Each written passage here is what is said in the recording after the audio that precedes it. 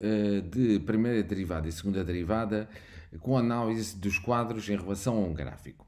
Ora bem, aqui o enunciado diz o seguinte: na figura ao lado está representada a parte do gráfico de uma função f de domínio R. Numa das alternativas seguintes estão os quadros sinais do f' e o f2', respectivamente, primeira e segunda derivada de f, em qual delas está em conta-se estes quadros, e temos aqui a função. Ora bem, antes de começarmos aqui a analisar a função, é importante a gente termos em conta o que é que realmente está a acontecer ali com aqueles pontos e o que é que interpretarmos aqueles pontos que estão ali. Portanto, para interpretarmos aqueles pontos que estão ali, vai-nos ajudar, por exemplo, se nós desenharmos aqui uma função, portanto vamos lhe chamar, por exemplo, função f, podemos lhe chamar outro nome. Pronto. E agora aqui com outras cores, portanto vamos tentar analisar o que é que, por exemplo, olhando aqui para o gráfico, como é que nós podemos analisar aonde é que é os zeros da primeira derivada e os zeros da segunda derivada. Ora bem, os zeros da primeira derivada são nem mais nem menos os máximos e os mínimos, portanto, desta função. E os máximos e os mínimos é quando portanto, serão respectivamente estes pontos. Outra forma de nós podermos ver isto também é que os zeros da primeira derivada é quando o declive de uma reta tangente vai ser igual a zero. Portanto, por isso podemos concluir que quando o declive de uma reta tangente é igual a zero, então esse ponto vai ser zero da minha derivada, da derivada dessa função. Portanto, vai ser zero da derivada dessa função. Agora, podemos também concluir, agora vamos falar, e também podemos tirar aqui a ideia da parte onde é que fica o ponto de inflexão, que é o zero da segunda derivada. Portanto, a partir daqui, aquilo que nós podemos concluir, o nosso ponto de inflexão vai sempre ficar aqui numa parte da função em que haja uma mudança de concavidade. E normalmente vai se encontrar sempre aqui no meio entre, neste caso, quando a concavidade está voltada para baixo, e depois vai ficar voltada para cima. E como é que eu sei que poderia ser exatamente aqui este ponto, o meu ponto de inflexão? Vamos já lhe chamar assim, ponto de inflexão. Bem, posso chegar aqui à conclusão que pode ser aqui o meu ponto de inflexão porque tem a ver com o declive das retas. Portanto, se eu for traçando aqui declives constantes aqui, portanto, à reta, eu vou reparando que ela está a perder a inclinação. Portanto, quer dizer que o declive dela está sempre a reduzir, está sempre a diminuir. E depois, a partir daqui, de um certo e determinado ponto, portanto, a partir deste ponto aqui, se eu verificar, o declive vai começar a aumentar. Portanto, ao começando a aumentar, então automaticamente a esse ponto onde o declive começa a aumentar, portanto, é maior do que no declive do ponto anterior. Portanto, então aquilo que eu vou chamar a esse ponto, eu vou chamar ao ponto de inflexão. E que não é nada mais nem nada menos do que o meu zero da minha derivada. Portanto, eu posso presumir que se este ponto fosse aqui B, então o meu f' de x igual a zero, portanto, o meu x aqui iria ser igual a b.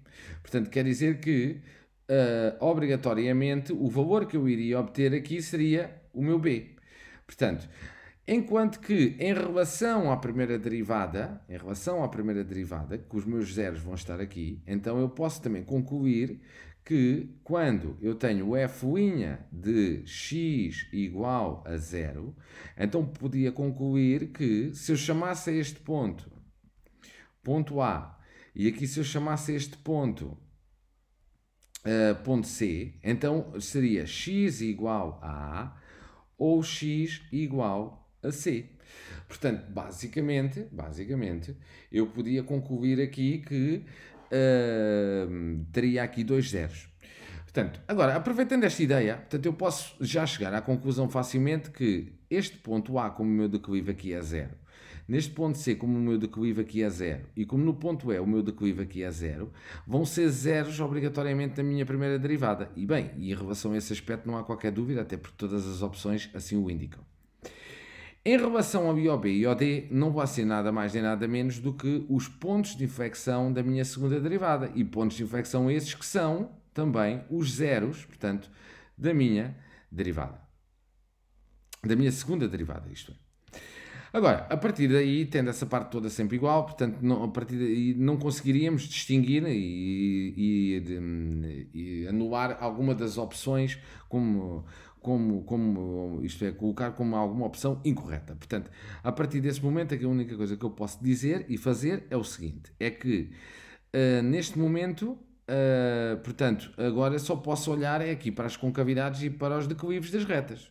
Portanto, então, a partir daqui, a minha ideia vai ser estudar aqui o declive. Vamos começar pela primeira derivada. Ora bem, se eu começar da minha esquerda para a minha direita, então, se eu reparar, os declives são sempre, portanto, eu vou estar aqui a decrescer, e depois aqui vai crescer, e depois aqui volta a decrescer, e depois aqui volta a crescer. Então, automaticamente, a opção A e a opção B está fora. Porquê? Porque aqui a primeira parte nunca podia ser positivo. Isto estaria fora. Portanto, a primeira parte, como a função está a decrescer, então ele vai estar... Até vou colocar aqui com outra ideia. Portanto, eu aqui estaria a decrescer, aqui estaria a crescer, aqui estaria a decrescer e aqui estaria a crescer. Portanto, aqui com setas, até para ser mais fácil para nós interpretarmos. Então, automaticamente, eu posso concluir que ele tem negativo, positivo, negativo, positivo. E o mesmo aqui, negativo, positivo, negativo, positivo. Portanto, a partir da primeira derivada por si só, eu não vou conseguir distinguir qual é a opção correta. Já consegui pelo menos anular a opção A e a B, agora falta-me decidir qual das opções, ou C ou D, está correta. Então vamos passar agora automaticamente aqui à nossa segunda derivada. Ora bem, se nós verificarmos aqui na nossa segunda derivada, portanto aqui a concavidade estará voltada para cima, aqui a concavidade vai estar voltada para baixo e aqui a concavidade vai estar voltada para cima. Portanto, facilmente nós conseguimos perceber isso. Então, automaticamente, concavidade voltada para cima seria positivo, concavidade voltada para baixo seria negativo e concavidade voltada para cima seria positivo. Então, a opção C seria a correta.